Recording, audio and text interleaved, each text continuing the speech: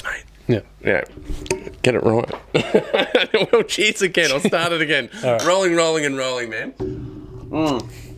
Okay, so welcome to the Pagey Train, brought to you by Still Searching Productions. Today I have with me actor-director Andreas Toumbas. Welcome to the show. Thanks for having me, sir.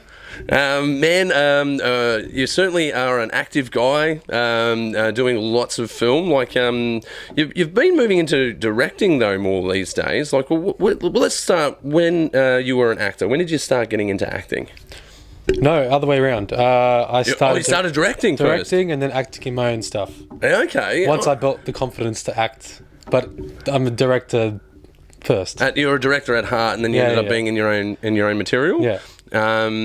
Wow. What an interesting way to do it. Most of the time, it's the other way around, right? Normally, you become an actor, and then you start directing. Yeah, true. Most people find that route. So you've done it the other way around. Yeah. Well, I mean, I never really wanted to be an actor. I'm very shy and introvert and all that. Mm-hmm.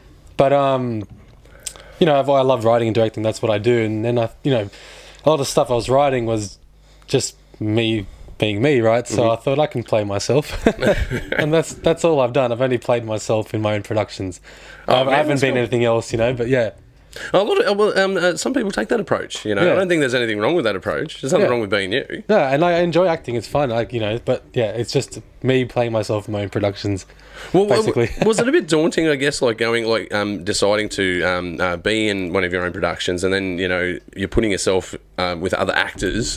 What was that like? Like for the first time? Yeah, no, it was a bit it was a bit scary because I wasn't an actor, didn't go to acting school or any acting training, but I thought I could just as a director, what I tell my actors all the time is just play yourself, play natural, just be who you are, play yourself through the character. So I gave myself that advice and just, okay, you're writing this is you, just play you. Yeah. Don't think about it, just be it, Yeah, cool. All right. I guess that's one of those philosophies where jump and the net will appear. I think that's really cool, man. That's really, really cool. But you've done a few shorts. One of them here I've got written is Jobs. Was that your first one? Jobs was the first short that you did? 'Cause you've been doing this since about 2013? Correct. Yes. Yeah, 2013. So I started off with a few shorts, and Jobs was my first comedy. And that was like a whole bunch of sketches all related to work, and and I had played a very minor role in that, and that was like a bit scary for me to do that. So Well, but sometimes I'm in my own stuff, but I never have. I think I've done a speaking role once, where I ring a doorbell, and then someone answers the door and I have a conversation with them. That's the only time I think I've had a speaking role in a movie, in a short film. I think I'm always a henchman. I'm always a bad guy, I think. Yeah. Well, in all my early short films, I never acted in them. I was just playing maybe an extra or just. Yeah, I was always behind the camera. Yeah. But I like being in front of the camera too. So, well, do you when you're behind the camera, are you just purely directing a camera operator, or are you operating camera as well? No, operating. I'm not a DOP. I just I look at the monitor and talk to the actors and. Yeah, you come up with a vision and then you translate that to a cinematographer. Yeah. Well, I guess I've done both before. I think it's a different experience when you have a cinematographer. Or a director of photography. Which one do you prefer, actually? I always say cinematographer. Are you a DOP guy? DOP? Yeah, I think DOP is what they like to be called now. That's the new. It's got the word director in there. It gives them a bit of an ego. Oh, boost. I see. Yeah. Well, I suppose. I think there are those that clash of titans in that scenario, and I guess that's what the experience is when you are not just directing a cast, but also directing a crew. That's right. And the two sharp ends of the stick, if you like, are the cinematographer and the sound guy, really, because they're doing the capture. That's right. That's correct. But I think when you direct, have you ever done directing and shooting at the same time? On like some commercial jobs and stuff. I haven't done many of that, but I've been behind the camera for that kind of stuff. Yeah. Working with a client and just trying to get what they want. And well, I think that's what got me behind the camera more, was doing commercial jobs. Like I think I've done maybe about 6 where I was the DOP, but I think I've only done like I've done one web series. I did one web series as an operator, but yeah, I definitely prefer working with a cinematographer because it frees you up. But I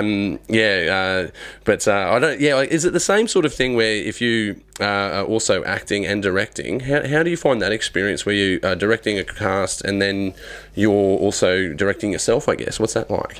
When I'm acting, Yeah. so my directing style is focusing mainly on the actors. So I'll set up the shots with the DOP and tell them what I want, and I'll check over every shot basically, like not every take, but like before we set up. And then once we're set up, then the first of the takes, I'm just focusing on the actors. You know, and I trust my DOP to make sure it's in focus and you know, all that stuff. But I'm just working with the actors mainly. Yeah. That's my main focus. I guess here's an interesting question. Do you call action from the scene if you're in the scene? No, I let my first AD do that. You get an AD to do that? Yeah, I do the same thing. Yeah. That'd be a bit weird, wouldn't it? Yeah. You know? Sometimes I'll do it myself, but like usually, let the AD do it. Once we're all set, he can just call the action. I don't care. I like it when you get to with a crew though, and you shorten the commands. You know when you pull it up and you go and mark it, right? You know, and then you go and action, right? Yeah. I think with crews these days, I don't even say that anymore. I think I say stuff like, "Yeah, hit it." Yeah. All right, snap it, hit it. Sometimes I just say, okay, go. Yeah. Or yep. You know, even just yep. And then that's it. Well, did you do film school or were you self-taught? Self-taught. Yeah, wow, man. Yeah. I did a couple of like short, 8-week courses and stuff, but mainly just learned by watching my favorite directors and just studying and reading scripts and just watching, studying what they were doing and analyzing every shot, every line of dialogue, everything, and just learning that way basically. And well, what was the driver to get you to do film? Like, what pushed you over into that? Did you sort of fall into it accidentally, or did you go, that's what I want to do? No, I mean, when I was a kid, I loved drawing. I wanted to be an artist, right? That was my thing. But I ended up going into business and went to university studying economics. So completely different path. And towards the end of my course, I was like, I don't know if this is me. Then I finished my degree, I saw it out, and then I went travelling to Europe for 6 months on just a backpacking trip, 23 years old. And then I was catching like long train rides on my own, and I don't know, just had an idea for a movie. And came back and I just started looking at how do you make a movie, how do you write a script? just as some sort of like just a hobby, just to write. And then I just did like some short film school, and then I started making short films, and then worked in finance for 2 years while I was doing that, and then I quit that and started doing it full time. Just made the jump and thought, okay, let's do this. Yeah, wow. Yeah, man. I think it's courageous to do something like that because I think especially the older generations, like because if your folks are anything like mine, like they would be like, why do you want to go and do a communications degree for? Why do you want to go to film school for? What job are you going to get out of that? Yeah. And I think I think I was really fortunate. I got to be a bit cheeky because I had a job out of the gate. So before I'd finished university, I already had a job in the industry, and it was really cool. But very lucky to do that, though. You got to. It is a numbers game. Like, only so many people can get into the industry because it is competitive, and to be making this many productions. And by the way, I was looking through your website, man, and can you just do some like navigating around Andreas's website? Man, it's very clean. It's very clean. I try to keep it simple. Did you do this yourself? Yeah. I just did it myself. Used Wix, and it's pretty easy. Yeah. Well, I'm not a professional, so. Oh, well, I built the sites that I operate on Wix as well. Yeah. It's just really easy. But I have upgraded it a few times, so I've still got because the cool thing about it is you can keep your old websites and just have them inactive. And I did something interesting the other day. I went into one of my old websites and then compared how it had changed, and it's just night and day. Yeah. Because I think I guess it doesn't matter what software, whether it's edits, because it's an editing software, right? Whether it's Final Cut Pro or Premiere Pro or Avid, you learn how to navigate that software. That's I think, right. and it's the same with editing software. But when you first use it, you go, "Oh, I'll build it this way and that way," and then after a while, you go, "Oh, I think I need to upgrade this." So this is your first shot at doing it? Shot of doing A website? Yeah. Man, as I said, it's very clean. It's very cool. Yeah, thanks. Yeah. Man, you've been in a few shorts. So we brought up. So you directed Jobs?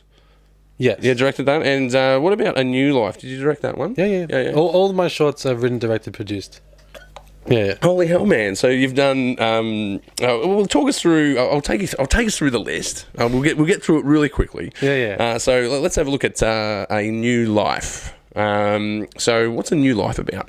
That one it's about these two girls that come from Asia, looking for work in Australia. It's actually based off true stories of newspapers I was reading, and they come here looking for work, thinking they're going to get into a school, and they end up getting stuck in sex work. Yeah. And like their passport's taken, and they're stuck here, and people don't believe it actually happens in Australia and Western countries like America and Canada, but it's happening, and it's pretty shocking, actually. So you're sort of making a comment on human trafficking there. Yeah, that it's actually happening here. It's unbelievable, yeah. Yeah, it is, isn't it? Like no one would believe it. Yeah, I think perhaps in the Western society we have a smoke screen up for that where we go, oh, no, that's just over there and it doesn't happen. Yeah. We just assume that things like that would happen elsewhere. Yeah. Perhaps we're taught that, though. I think the mediascape sort of frames us as the totally clean and untouchable. But, I think when you go through any neighbourhood, sewers run under every house. So I think good on you for tackling such a heavy topic. Yeah, well, that was my first drama. It's probably the best short film I've done, actually, because it's got something to say, which is the direction I've headed for my feature film stuff now. And it's pretty heavy and it's pretty sad if you watch it. But yeah. Well, looking at the tiers, though, like, for instance, you've gotten into short films and then, you've moved on to web series. So what's the contrast between doing a web series and a short film? So is it just duration or? So short film is like, where most people start off, and it's, because short film is like a shorter version of a feature film. So for me, that was the first thing to go for, and it was basically my film school. I learned so much from all the short films I did. And obviously because I wanted to do feature films, so it was my practice for feature films. But then I started writing a TV series, an actual 22-minute TV show. So that's when I started doing web series, because web series are like a mini TV show. Like short films are mini features, and web series can be like mini TV shows. So yeah. And the good thing about web series, like with sketch series and whatever. You make them, you put them straight online. There's no waiting like with the feature film and short film process. Yeah, it has an immediacy to it. Yeah, where you make a short film or a feature film, it takes ages to finish, and then you got to do the festival run. You can't release it until you finish that, and then it goes out to the world, where you can make a web series or a sketch comedy, and you can film it, and next day you can put it up theoretically if you wanted to. Yeah. So it was just a quick way to just get content out there. Basically, I was just getting a bit bored with myself, and I'm like, I want to get content out there. So yeah, because there's so much work that goes into a web series and a feature. I think perhaps web series is the bridge to doing feature work. I guess that's the question, because you as you say, like shorts are accessible. It's accessible. It's like a mini feature, and then you have these bigger ideas, and they turn into web series. You're now moving into features. So you've got one that's running at the moment. Are you in production, post production? Yeah. Bad Influence. Yeah, Bad Influence. So tell us a little bit about Bad Influence. Or can you talk about it? Because I know I can talk about it. Yeah, I can talk about it a bit. Bad Influence. It's it's an indie, low budget feature. It's about a guy, Anthony, who I play actually. And he's going to his best friend's housewarming party, and it's just a dinner party. And then this other guy, Steve, comes, who's not really invited, and no one really likes him, and he's the one that's causing a bit of trouble. And we just see things go from bad to worse, and it tackles alcohol abuse and binge drinking and how it can change someone and make them, turn to a horrible person, basically. And we just see this whole roller coaster ride spiral out of control. And so so you see this transition of someone going from A to B, or from good to bad, or bad to worse, and just doing worse and worse things, and life goes on, and it's just like. Is it a comedy? Or is it a drama? It's more of a drama, but it's definitely got a lot of comedy in it. Like you know what I mean? Like it's a drama at the end of the day. Obviously can't talk about the ending and all that. But, of course. But it is still funny. Like it still will make you laugh. It's still I love comedy. So, there's a lot of just funny lines because Steve, the bad guy, even though he's a prick and you're watching all the horrible things he does, he's still funny. He's still hilarious. So it still has that dark humor in there. A lot of humor. Like it's but I wouldn't say it's a comedy. So is this your first feature that you've written and directed? This is my debut. Written, directed, and you're in. Yeah. Yeah, man, what a lot of work. Like, what's the timeline for doing something like that? So I started writing it at the start of last year, so January 2018. Finished the first draft in February 28. So it took 2-3 weeks to finish the first draft. And then because I had just turned 30, I was like really, panicking about having my first feature film done. So basically after the first draft was done, I started casting and getting production in, and then we started filming in October. Yeah, wow. And then, again, what a leap to do that. Yeah, and it was a bit of a rush, and obviously I paid for it a little bit by doing that, but just, financially and all that. But I started filming in October, and then it was a 6-month shoot. Yeah. So we filmed, on weekends when everyone was available, because I didn't... Yeah, so most people had other jobs and stuff, so we filmed just once a week. 17-day shoot over 6 months, finishing in April. Wow, that's a lot of scheduling. Yeah. So you're obviously producing this as well. Yeah. So producing and directing. Yeah, man. Producing was the headache. Yeah. Directing, I can do it. Love it. Writing, love it. Acting's actually fun, but producing was the hard part. Yeah, well, as much as I hate to say, there is a bit of an art to it as well. There's an art to producing because it's not just an administrative job. It's a people game because you beg, borrowing, stealing. It's a hustle. It is. It's definitely a big hustle. And this was all out of my own pocket too, so there was that as well. Yeah, and the money's ticking. Yeah, so dealing with nothing, no money basically, and trying to get everyone to work and work around people's schedules because it was it was hard.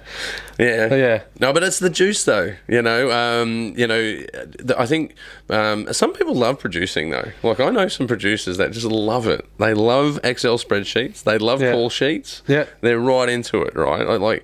And don't get me wrong, I can do it. I can do the call sheets, can run the Excels, and I'm more interested in transcribing a storyboard to a shot list. So do you storyboard all your work or? I just do really basic sketches by hand. I like drawing. So I'll just do little boxes and just do some basics.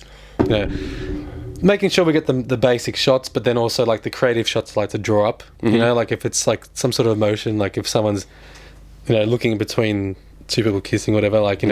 I draw up those kind of shots, the important sort of the creative shots, I guess. I draw them up.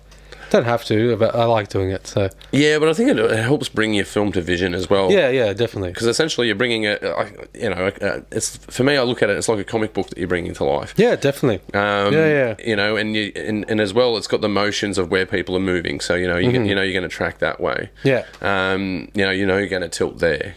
So you put those motions in, and then you put the blocking motions in. Yeah. Well, I do all that. I've got nice arrows that I use, thick arrows, little arrows to signify different parts. I'm a fan of storyboarding. Like I said, I like doing it. It makes it easy. You just do it up, and then everyone just looks at it. That's what we're doing. Yeah, that's it. Because you can put it up on a wall and go, that's what we're going for.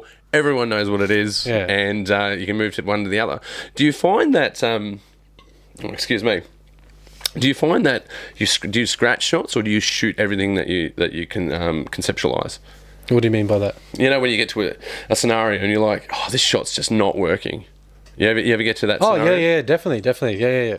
So would you and in the same token, I find I go, I've got an idea for a shot, and then you add a shot in. Yeah, definitely. Because you see that moment, and I think that's that for me. That I really like those moments as well. Yeah. When you're on the fly and you're under the pressure, and you've got you've got two teams there essentially that you've got to coordinate. Yeah.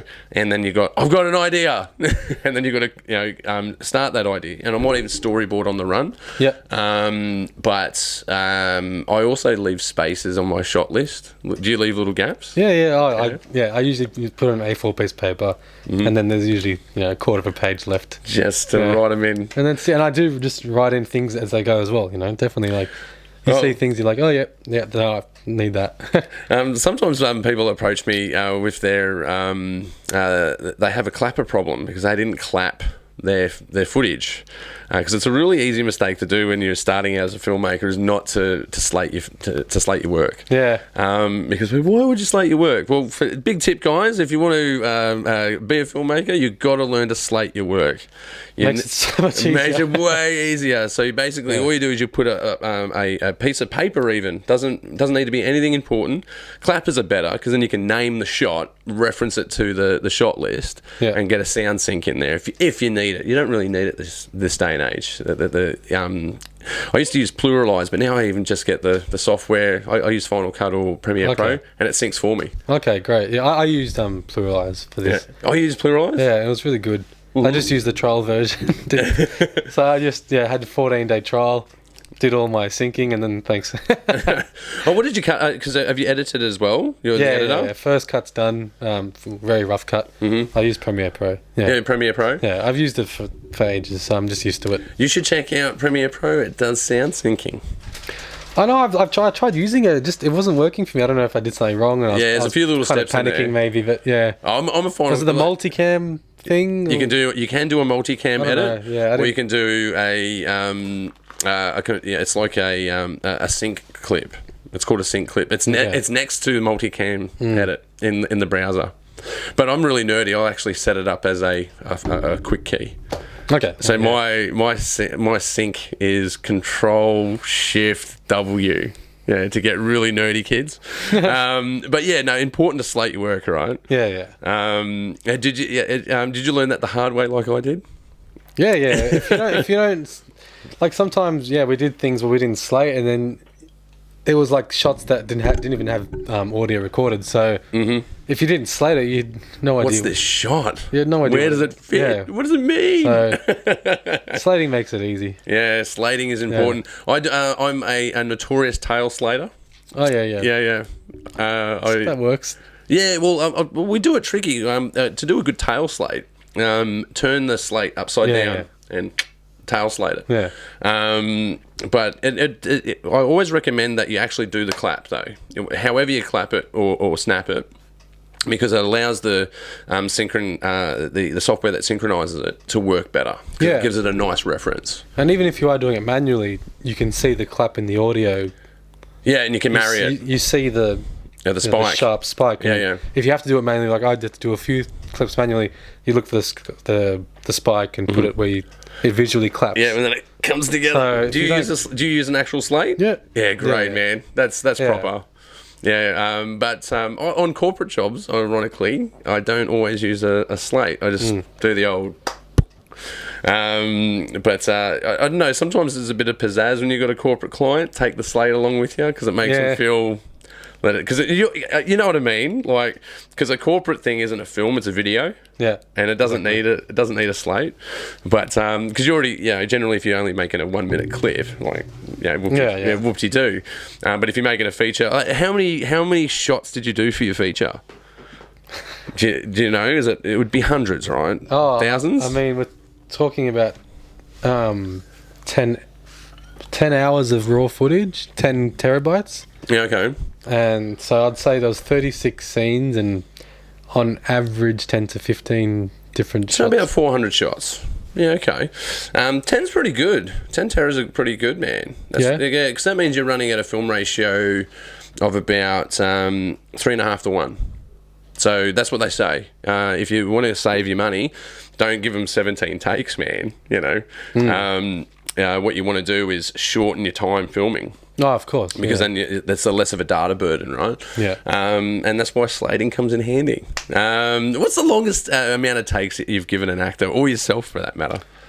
Good question. So, I mean, like I said, the way I direct is all about the actors, and, you know, so I try and give them as many takes as they need. Mm-hmm. But, you know, obviously you get frustrated in that. But, you know, there's some, like, super dramatic scenes that had to be right. So I think doing the rough cut the last couple of weeks, I think one scene we did, on one person's shot, it did get to like 15.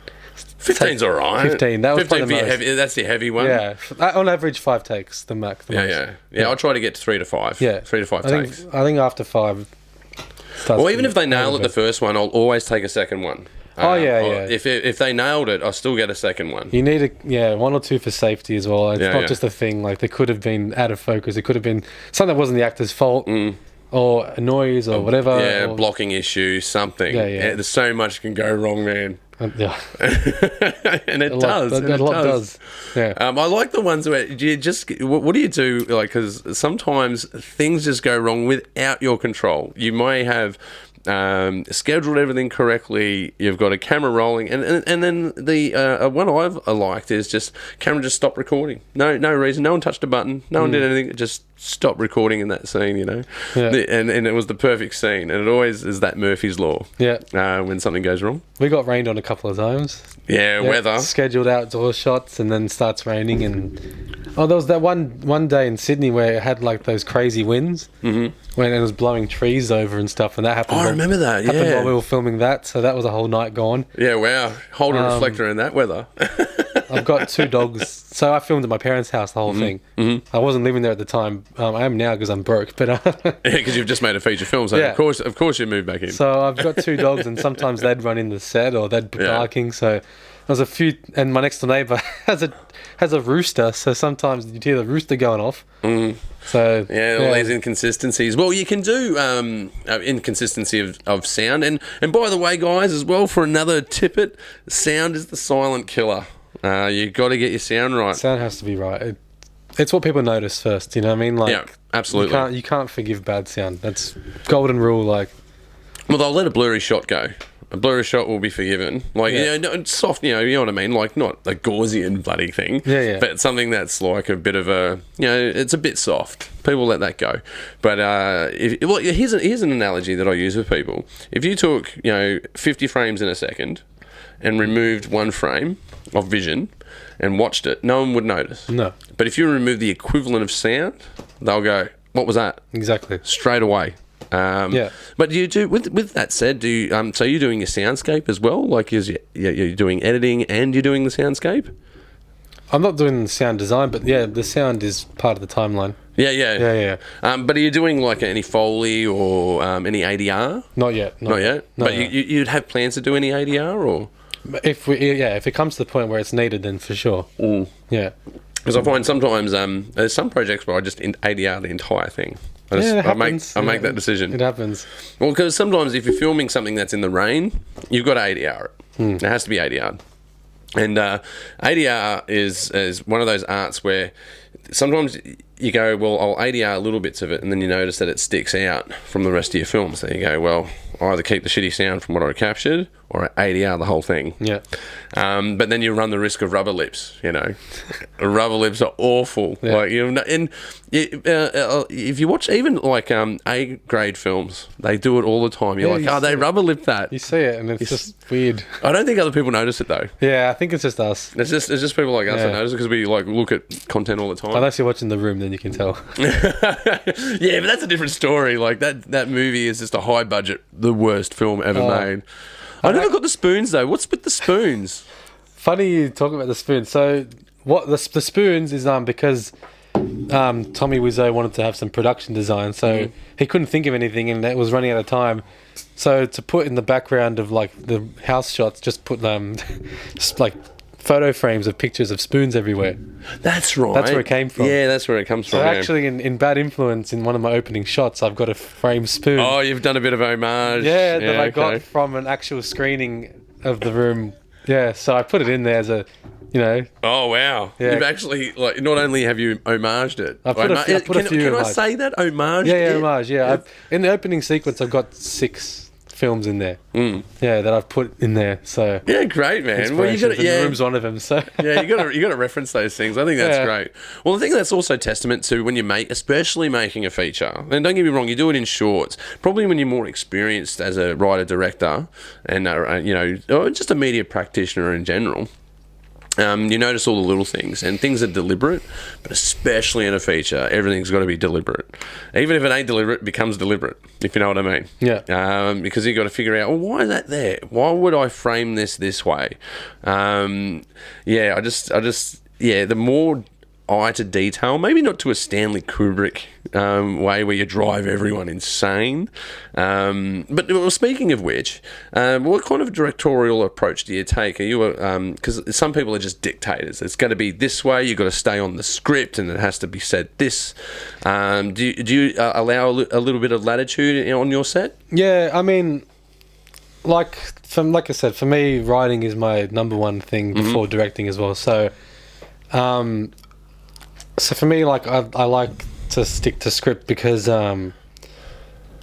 are a lot of twists and turns and a lot of character building. So a lot of small little lines are very significant. So it have to be said.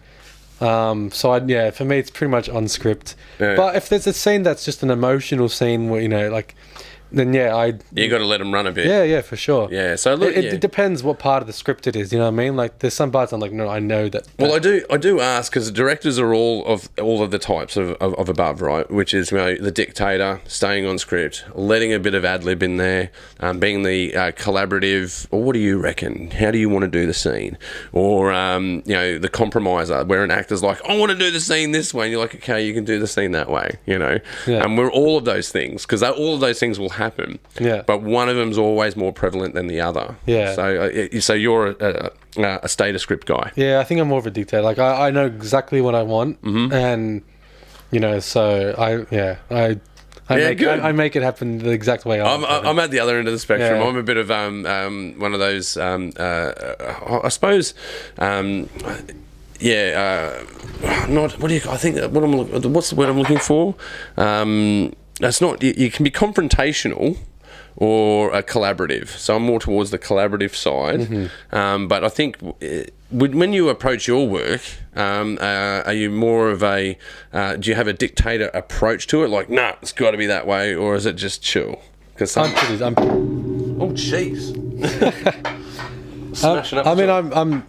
I'm pretty easygoing. Like I just go back and forth, but I do know what I want and I make sure I get it. So yeah. And again, it's a different type of productions are different. Like I'm not like that with every production. There's some productions where it's like you can just let the two actors go at it with each other and do what they want. But to me, like, you know, like I said, with Bad Influence, it's a very, very structured. You know, I don't want to give too much away, but there is a twist and. Well, you got to have a twist. Like, what's the point of watching a feature if it doesn't have a twist? Yeah. Oh, no, I don't know all of the twist, but this has a big twist. So, like, yeah, especially indie films, though. Everything has to happen the exact way. So because you're limited on budget, you're limited on time, you're stretched over the year. You're going to have some sort of hook to get people watching your movie, and that's going to be the twist. Yeah. Unless there's a lot of horror guys out there as well. That's the hook. You know, come and watch this horror. But when you're starting to take a more of a drama, you know, where you're doing more drama and comedy. The comedy, you need laughs. The drama, you need a twist. Yeah. You know, that's just the hook. That's why you watch it. I got both, so I'm good. Yeah. Again, though, it's a bit of a mixture of all. Yeah. Because, like, don't get me wrong, on set I can become a dictator very quickly. Or maybe just a dick. I'm not sure. But forget the tater part. Just the tater. Yeah. Just being a dick, Ross. Yeah. You know, but generally I'm the collaborator. So I'll go to an actor and go, all right, so this is the script. I need you to definitely say this, this, and this, but there's some latitude in there. Yeah. No, I do the same. Yeah, that's how I do it. But some things you go, like you say, these points need to be met, and you need to say it this way. I don't think like some actors, the actors actually, like, you know, read the script properly and know exactly what's going on. They'll understand why they have to stick to script. And then there's the other ones that sort of just really want to put a performance on, so that's, you know, it's a bit different. They've embodied it. Yeah. Yeah, they rather, you know, they want to take it a different direction. So, but it's not the right way to go. So it all depends. Oh, it's the right way to go for them. Yeah, exactly. They think of their show reel. Yeah, I need this for my show reel. I don't care about your film. I want to perform this way because it works really well with the other piece that I want to lace this with. Yeah, we get it. We're joking about it, but it happens. It does happen. It does happen. Oh, but look, actors do get a hard trot, man. Oh, of course. It's a hard... I couldn't do it. Yeah, I couldn't do it full time. I couldn't do it. It's that is a really hard trot. But as when you're the director, you have this vision. You get to be the guy that's making this movie. So it's got a bit of prestige to it, and that sort of drives you through. But you can always just step away from doing it and go back to doing corporate work because you can make a bit of moolah, right? Yeah, no thanks. Yeah. But I guess being an actor is a lot harder. I think the people that are best off in the industry are definitely the cinematographers. Oh, sorry, the DOPs. Yeah, no, definitely. They're the ones that get the best paid work. Yeah, they get the money. They get the money. Them and sound recorders as well. That's the only two people that get paid. Mm-hmm. Yeah, consistently. Consistently, right, that's it. Yeah, get in the industry. Be a sound recordist. Sound recordist, they're underrated. $500 a day. Boom. Yeah. Oh, but you got to make sure you capture though. You got to get that red light going. But I think soundies get a bad rap.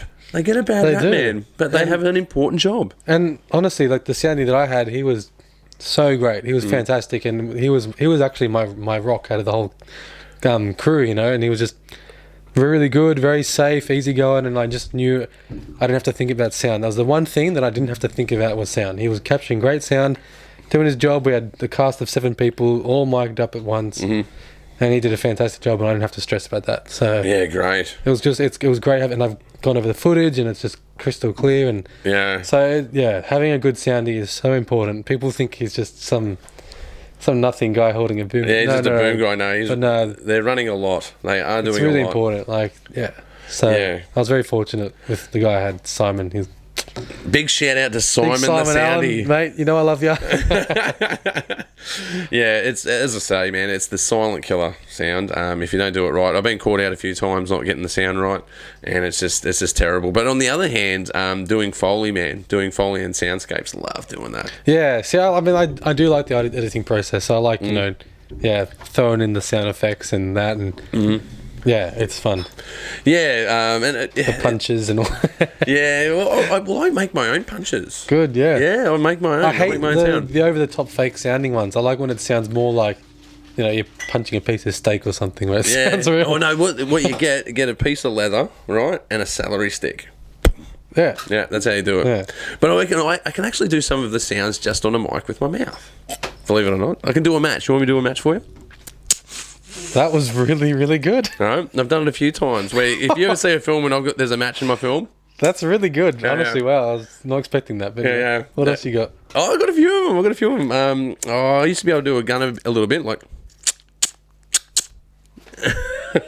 You could make a living off this. Yeah, well, I do VOs. You got to check it out. I do some VOs. I'm available for commercials, people. If you want me a commercial, I can do the Pagey. Mate, I can do the American Movie Guy. I love doing the American Movie Guy. Have you heard me do the American Movie Guy?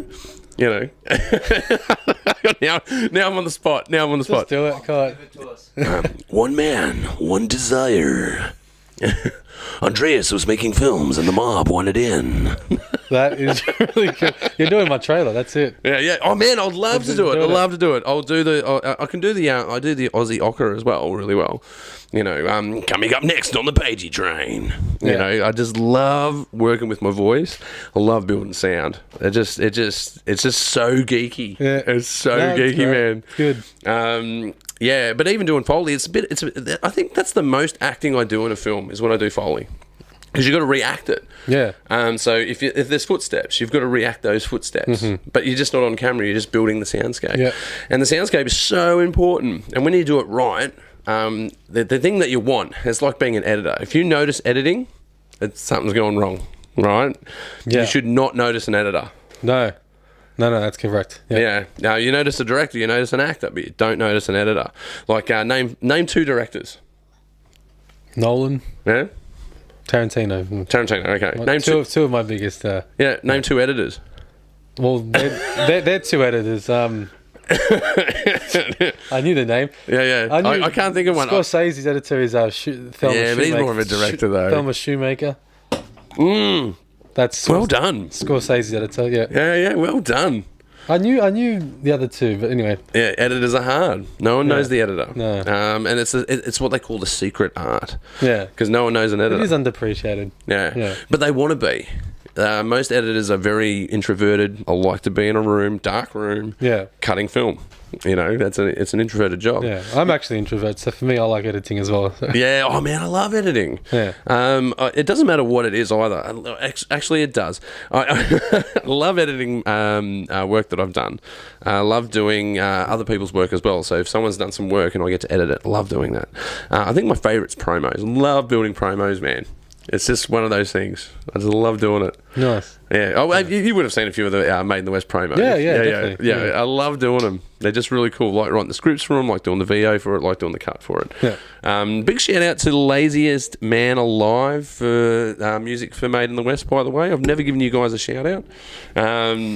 Well, speaking of music, man, so music for your film, are you doing a composition or have you got songs in mind? Are you sourcing local artists? What's the go?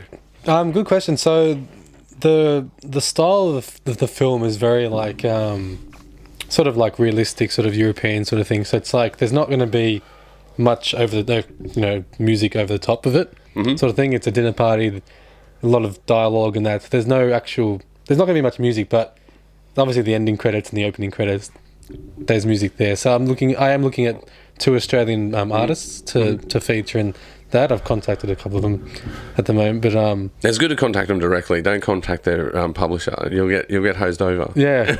So I've got like the first track will be like a hip hop thing, and the last one will be like a rock song. So yeah. Well, I've got 3 approaches that I do. Have you ever done like a scoring for a film? Have you ever scored a film? I haven't actually, no. Scoring a film is really cool. I totally recommend it, man. And they're out there. If you check out, there's a few that are at Western Sydney Film Hangout. There's a few composers that show up there. And cool thing is, you go, here's my movie. This is the mood through the movie. You know, basically, you give them a graph of mood, right? Here's the mood through the movie. Give them a bit of creative license and go, I want this to be keys. I want this to be violin, and they'll go and build it for you. Or you go, I want this. This is a dance party. I want it to be, a bit of doof in here. And then the good thing about scoring as well is that you can integrate local artists. Totally recommend it. You should check it out, man. It's pretty interesting. Yeah, because if you get someone to score your work, you've got that all of that dead space filled. Sometimes if it's done wrong, it comes off cheesy. What do you want to? I think the thing that I've learned about doing compositions is keep it simple. Don't be grandiose unless it's grandiose. If it's just sort of normal scenes, just have normal music in the background, subtle. Yeah, that's what I want because it is a very like realistic sort of thing. And it doesn't need to have over the top music, Yeah. No, well, for some of the web series that we've done, I contacted local artists as well. So, rappers, rock bands. There's just, you'd be surprised how many are out there, guys. Like, there are so many musicians in Western Sydney, man. And Sydney as well, for there's that matter. A lot out there. But obviously with the accessibility of the internet as well, I think I find Creative Commons as well. Do you do a lot of Creative Commons stuff, or...? Not really. Like I should be doing a bit more, but it's real. I'm really bad, really nerdy, because I can look at a YouTube, especially like YouTube tutorials, right? Sometimes I'll put music in the background, and I can tell you the musician because I know what site they've gone from the Creative Commons to get that music. And if you go to archive.org. Big tip, if you want to get free music for your corporate work, archive.org. Yeah, archive.org, man. Yeah, they've got everything. Actually, for back in the game, my web series it finished off with a song, and I got that off the YouTube Creative Commons thing. Yeah, YouTube has a Creative Commons as well. It's pretty cool tracks as well. Yeah. You'll be surprised. And what I've done is I've just downloaded it and created an archive, and every time I find something new, I just add it to the archive, constantly adding to the archive. And transitions, that's the other nerdy thing that I do, man. I've got a whole bunch of transition plugins that I've built. I just nerd out over plugins, man. I love making my own plugins because people go, "Oh, look at that! How'd you do that?" I'm like, "Oh, built the plugin. Do you want it? I'll sell it to you. $8, mate. You can have it." Nice. Yeah, but yeah, it's certainly look into different musicians and how you get music into your films. Or not just you, but people in general, man. Check out meeting those two arts together, because film is such an intersection of art, right? Oh, it is. It's visual, music. It's everything. It's all mashed together, basically. Yeah, theatre and opera. Sometimes it's all Yeah, so I go, well, chuck another layer on it. Why not? And it's one of those other elements that is there. Again, though, that's why I always say to people, give Foley a go. If it doesn't work, fuck it, just ditch it. But if it works for you, do it. There's this one guy I didn't work for. I was doing ADR for this guy for this film that we did in Cobar called The Red, and he had the most strangest accent. So you know when you watch like infomercials on TV at 3 a.m. and they have some lady in a kitchen who can't get the right cleaning products and she needs to get a mop, whatever it is. This stereotypical thing where they're trying to sell cleaning products. Yeah. And then they start talking. You're like, that's not your voice, because they've changed it to the voice for the region, right? He just had one of those voices. He had half a Canadian, half American accent.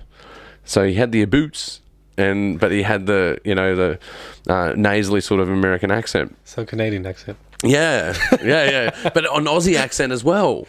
So when you ADR him, it matched perfectly. Yeah. He did a great performance. But even if I didn't ADR it looks like it was ADR. Yeah. It was a perfect storm. So yeah, if you want to check out some bad ADR, check out The Red on our channel. So when is Bad Influence coming out? So you're in post-production now. Yeah. You're going to put it into a few film festivals and do a release? Yeah, that's the aim. So next year, do a whole bunch of film festivals, try and get into as many as I can, and then go from there, get distribution, and so it's a bit of a journey still. Yeah. Oh, so not this year, next year? Next year. Okay. Have you got a trailer together for it yet? Not yet. I'll have a trailer for it next month.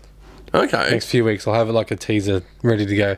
Man, give me the teaser. I'll put it on. I'll put it on at Made in the West. We totally encourage people that have made features to have a teaser or a promo for feature films that are made in Sydney, Western Sydney. So, but 30 seconds. 30 seconds. 30 seconds. Okay, yeah, I'm going to make one for that, for sure. Yeah, man. Yeah, totally. We'll take it. We'll put it up. We'll advertise your film, man. Yeah. But there's it's just really great to see that people are doing features. Like, I've written, I think, like 2, and that are on the back burner. Like, I just need the money to shoot this thing.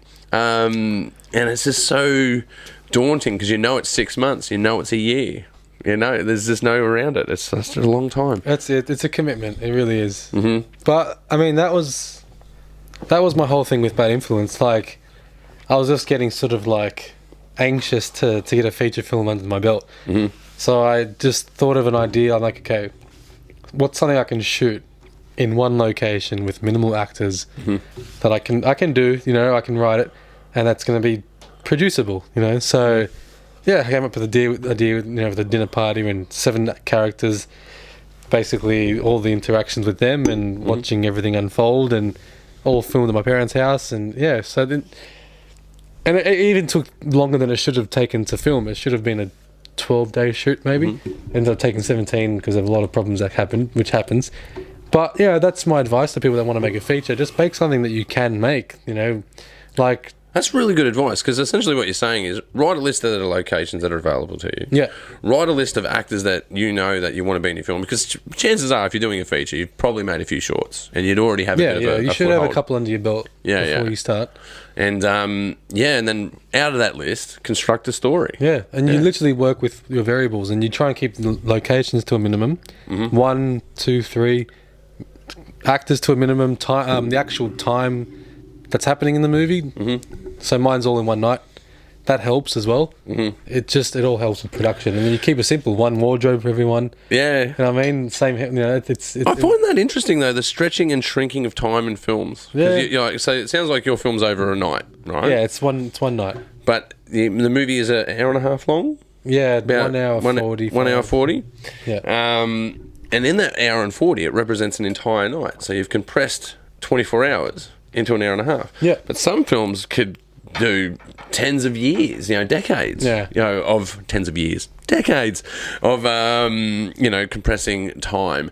There's a few films out there, actually, that run in real time. Yeah, I love that. I think my first idea for this was to run it in real time, but then I worked out it didn't work for this story.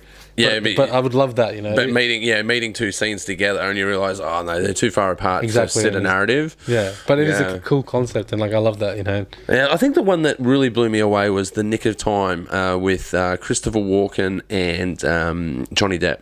Okay, no, I haven't. Yeah, from the 90s, man. It's a 90-minute film that occurs in 90 minutes. Yeah. Yeah, and it's really good. It was like 24, the series. That was...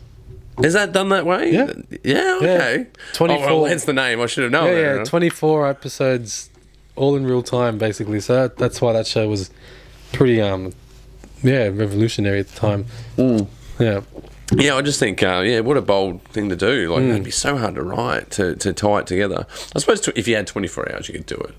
But an hour and a half, and events that happen for an hour and a half. But I've actually seen a lot of indie feature films that are done that way. They've actually been shot in one night, happening in real time. So you really shot a whole feature film in one night. I'm not going to say the quality was amazing, but it's still a great thing to do. That's a good thing to do, right? So shoot a whole feature film in one night because and it's you get a feature under your belt and you do it in a night and you edit it over a month. Yeah. That'd be right, yeah? Yeah. Yeah, that's a good idea. That's how people should start thinking, just make what you can make. Yeah, I think when I was at film school, there was this one dude, he shot a feature whilst at film school, which was, fucking insane.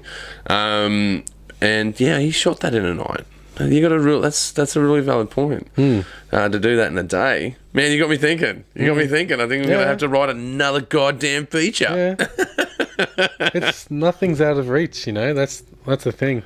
Well, that's it, right? Everything's accessible. You got your phone, you can film on a phone. Steven Soderbergh does it. There's no excuse anymore, really. If you got the drive and the creativity, you can make something. You don't need money. You don't need much money, and depending on how you do it. But it's totally doable. It's there. Yeah, it's all there now. Yeah. Now, I suppose that's another thing perhaps that drives us to do it. That it's within reach. Yeah. As I was trying to explain to my parents a decade ago, what's this Facebook bizzo? And you're like, it's kind of like a newspaper, but the newspaper's about you. Yeah. It's a newspaper with a photo album attached to it. And they're like, what's Instagram? Well, that's the photo album without the newspaper. Yeah. And they're like, what about YouTube? I'm like, well, that's your own TV channel. You can totally do it. And content sharing, which I find really interesting, like having playlists on your channel of other people's channels and having that cross-pollination. This polyrhythmic idea of being able to jump between clips and running end tags and going, well, there's another clip, here's another clip, and you end up on that thread. I just find that it's just absolutely amazing that that's in our hands. That's why I love doing it, and it's we're totally, canaries in the coal mine. We don't even know what it is. We don't know what it can do. I think there's some dark things that obviously that you see, especially, with metadata measurement and. Data mining and, Big Brother, air quotations on that, watching us. But at the same time, at the other end of the spectrum, because you've got that military-industrial complex movement of watching people and spying on you and all this paranoid ideas. But at the other end of the spectrum, you've got people that want to put 1,000 songs in your pocket, so that you can listen to music all the time. They want to put a camera on your phone so you can make a movie on it. I recently went to a film festival called the SF3. Yeah, I know that one. I've been there. I was totally inspired. I'm thinking about doing one. Yeah. I'm totally thinking about doing one. I was thinking of doing a feature film on a phone. Really? Yeah. Another really low budget one that, like I said, same thing. Small amount of actors, minimal locations, minimal equipment. Yeah. Yeah. And then just filming it on a phone because, yeah. Well, I don't even know how I suppose I could figure it out, but I don't know how digital, what digital architecture would I go with? Like, because you'd need a phone that would store enough on it, or would you run run it to a hard drive? Like, what setup would you go with to do a feature on a phone? Oh, the same way that you'd use a normal camera. You record till the memory's full, and then you dump it onto drives. Yeah, so that would be a flow system, right? The same way you do it. Yeah, there's actually nothing different. Yeah, that's right. I suppose that it's a bit of an overthink, isn't it? Yeah. You'd just load up. If you had a 128 gig phone, you'd just load it up and get to a point and plan different points through the day and go, well, that's where I do my data transfer. That's where I do a copy of that data. Yeah. While that data is copying in the background, I'm shooting the next scene. Yeah. Well, the other option you would have there as well is being able to, whether you're on Android or iPhone, moving it up to the cloud or over to Google Drive. Yeah. Store everything on the cloud. Yeah, I suppose. Well, I like how we call it the cloud, though, because it's not a cloud. It's a warehouse. Don't you think that's weird? Well, I suppose I get why they call it the cloud, because it's transmitting through space. Yeah. Like, because different satellite here, different satellite there. The triangulation idea, because you can't send a radio wave around a curve. By the way, the Earth is round. That's why we have satellites, because of that fact. I don't know, I could argue against that, but anyway. Oh no, I'm joking. I know. Another one. Hashtag space is fake. Oh gosh. Well, I just think it's funny, just to sidetrack a little bit. People that say that the Earth is flat have these debates on their phone, and then they transmit that. And without the Earth being round, they couldn't have transmitted it. Look, I just think flat Earthers are all over the globe, and I just think that's amazing. I don't even want to go there. It's ridiculous. But anyway. Yeah, but the sound, the sound cloud, the cloud, it's just because it transmits through the air, but it's essentially just a warehouse with a whole bunch of servers in it and a really big air conditioner. Have you seen the show Silicon Valley? Yeah. Oh, it's fantastic. Yeah. I definitely recommend it. I'm just rewatching it again now, and I think I'm going to have to rewatch it. Yeah, season 6 comes out next month, so the last final season, so I'm rewatching it. It's so good, and it's all about the servers and all that stuff and cloud and. Well, they say I don't know if this is true or not. Maybe Nate, you could check this out for us. That 1 minute of YouTube is worth 1 week of running your fridge. So if you watch 1 minute of YouTube, you could have run the energy it takes to create that 1 minute of YouTube. You could run a fridge in your house for a week. Wow, okay. That's a bit insane, right? That's pretty crazy. I don't know if it's true or not. That's something that I've heard recently. Yeah. Because if you think about it, because you've got all these air conditioners running a server room, the server room itself, the satellites that are in space that are, generating power, I guess, and coming to your computer. So all the power that's involved in that supply chain of data, you could run a fridge for a week. I just think I believe it. If that's true, I just think that's profound, right? Yeah. Well, they're saying that data is becoming the most what's the word I'm looking for? The most valuable resource now in the world. Totally. Yeah, you want some more beer? Yeah, I'll pour you another beer. Yeah, that's Sorry. Mate, it's absolute tradition on the Pagey train. Yeah. Well, not everyone drinks beer. Yeah. I love my beer. I have some people. Thank you, good sir. Not a problem. I have some people that come on. They want champagne. I've got a comedian coming up wants White Russian. I'll drink whatever you give me. I don't care. Yeah. I love a beer, but I'm a filmmaker and I'm a starving artist, and you're giving me beer? Absolutely. Anything.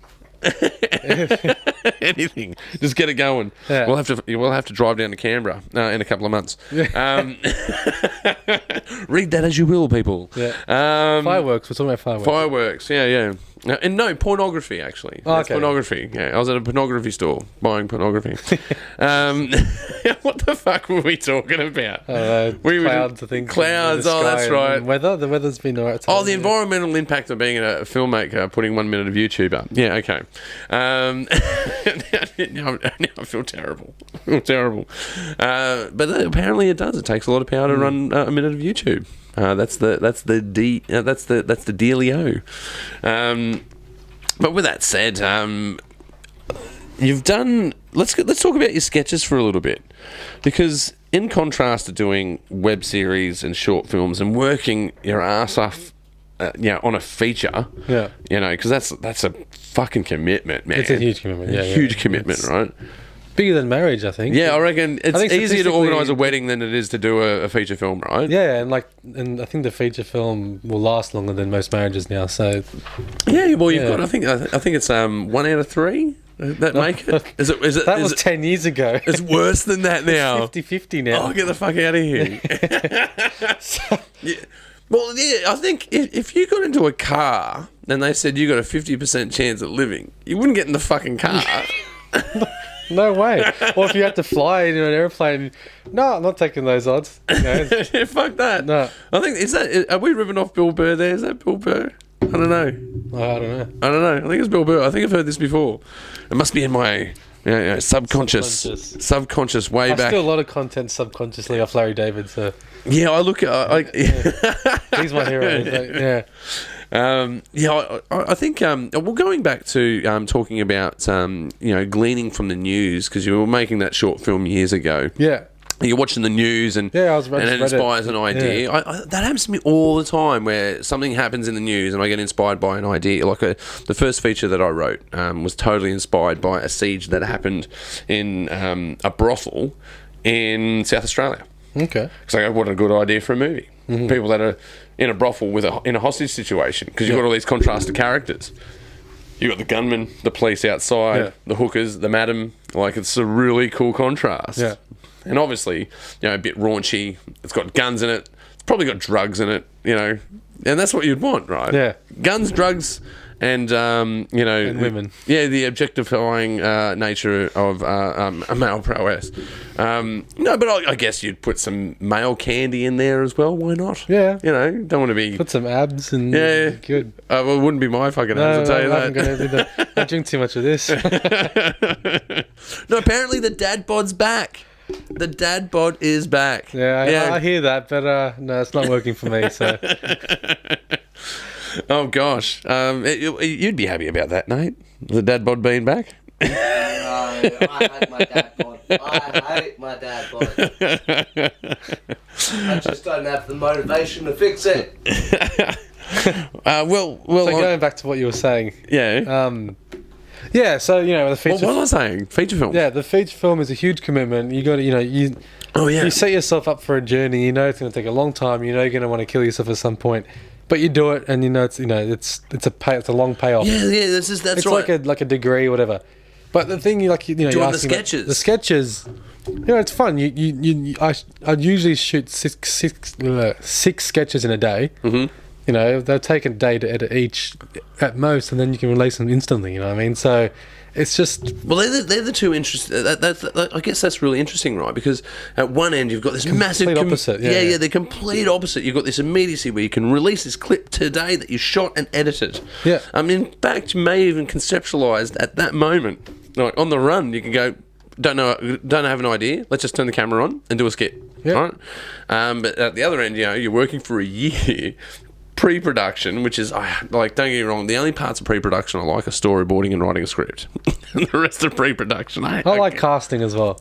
Oh, yeah, that's a fun process. You're right there. Yeah, but then the rest of it is hell. It's absolute hell. Scheduling and all that. And the only part of production I like is shooting and directing. That's the only part of production that I like. I suppose I like the journey to this. If I'm going to a location, the journey, because you get psyched up. You're like, going to this cool location. You're going to shoot this cool scene. And post production, I think I like all of post production. Yeah, I think post production it's way less stressful. Like, a lot of people say that post-production can be the most stressful part. Mm. But I find, if you haven't got a really, really strict deadline, it's actually enjoyable. You don't have to worry about other people and getting the people together and worrying about their job and what they're doing. If they're late, if they can't be available. Well, your editing is just you. It's just you, yeah. Or you and your editing team. Like, it's just Well, I like the process of the process of me going through and edit, because I pace around the room, I get back down in front of it, put some music on, turn the music off, have a beer, have a coffee, go back to editing. You know, it's this rampant thing. I edit it's 5 so minutes body at a time. involved. I mean, 5 minutes. I gotta go do something, eat, have a drink, have a cigarette, whatever. Come back 5 minutes later. Okay, I need to go do something else. Like, my attention span's so short, and editing can be like a really hard process for me. But then sometimes you get in the zone and you're just like editing, and then you're like, oh, it's 5 in the morning. I'm not even tired. I was enjoying that, you know. So it depends on which part you're up to, you know. Once the creative stuff's happening, you're enjoying it. It's good.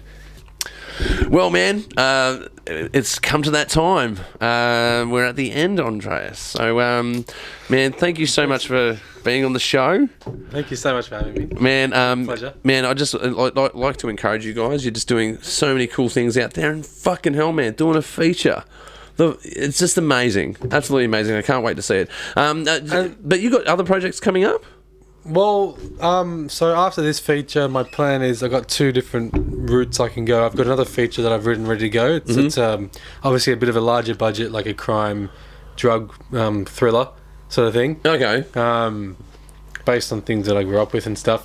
And so, then, how are you funding that? You're doing like crowdfunding? well, no, I haven't. No, and wait to see how Bad Influence goes, and then see if I can get funding for that. Yeah, that's a smart move. And then I've also almost finished writing a TV series, 1 season worth. Okay. Yeah, so I wouldn't mind seeing that happen. So it all depends on how Bad Influence goes. All right. Well, look, check out on Andreas Toumbas on andreastoumbas.com. You can see all of his work there, all of his directed works, and all of the films that he's acted in. I'll have a website for Bad Influence up soon. So yeah, look, and check out for Bad Influence. It's coming out soon. And once again, man, thank you so much for being on the show. Thank you so much. Yeah, not a problem, man. Yeah, cheers, man. All right, Thanks cheers. for doing the show. All right, that's a wrap.